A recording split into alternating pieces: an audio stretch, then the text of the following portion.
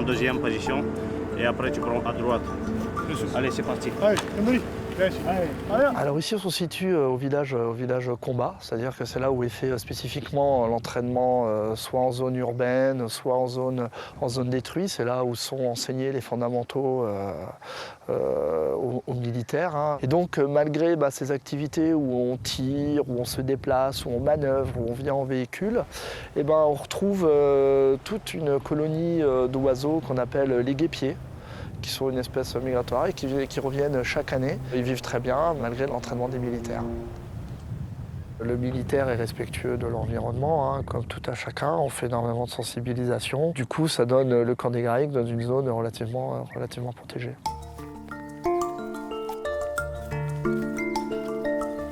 Sur le site du camp des Garrigues, en fait, on a pas mal de travaux d'ouverture de milieux pour enrayer en fait, la dynamique de fermeture de la végétation et recréer une mosaïque en fait, d'habitats favorables pour les oiseaux des milieux semi-ouverts. Donc associé à ça, on a des actions pastorales en fait, pour entretenir les terrains avec des troupeaux de brebis. Et donc la mise en place d'équipements pastoraux comme cette lavogne par exemple. On a construit 4 garennes à pierre sèche dans un enclos en fait, qui fait à peu près 1200 mètres carrés. Et l'objectif là de l'action, c'est de recréer en fait, des noyaux de population de lapins de garenne. Le lapin en fait, était historiquement une espèce clé en fait, de cette chaîne alimentaire qu'on essaye de restaurer. Alors après, ce qui est un peu atypique, c'est qu'on a fait ces constructions-là à pierre sèche. Donc en fait, c'est une sorte de tumulus avec, vous voyez là, une entrée qui n'a pas l'air très utilisée parce qu'il y a un peu de végétation devant.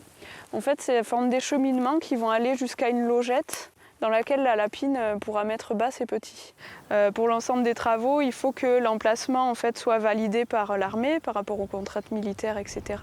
Et puis pour les accès pour le chantier, ils nous ont prêté main forte sur des petites interventions ponctuelles sur le chantier de la Lavogne et sur le chantier des Garennes, donc par la section pionnier, comme ils sont venus le faire ici pour le débroussaillage. Donc les contacts sont assez réguliers en fait.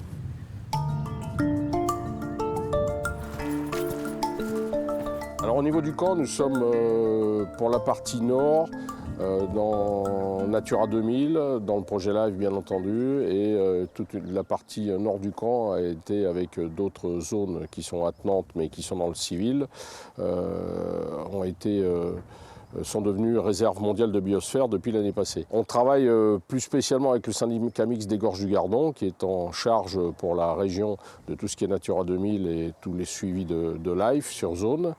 Et ça se passe très bien, il n'y a pas de soucis particuliers. On est en relation, je ne vais pas dire hebdomadaire, mais très régulière, avec des personnes du syndicat mixte qui viennent travailler sur le camp, qui viennent vérifier la présence d'animaux, la présence d'oiseaux. Et on travaille surtout en liaison avec eux pour certaines choses particulières.